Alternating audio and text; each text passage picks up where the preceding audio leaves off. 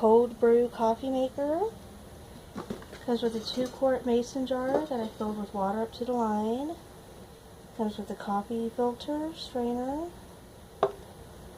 Comes with the lid. And it comes with a silicone ring that you can put around the lid for an extra tight seal. I'm not going to use it right now.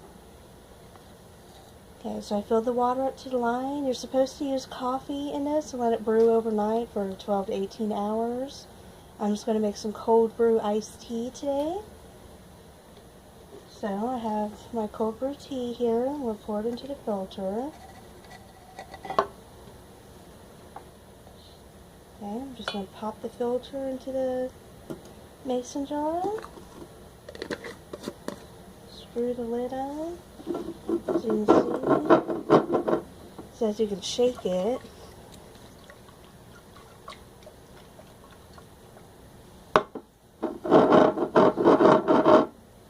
Just let it steep for a little bit.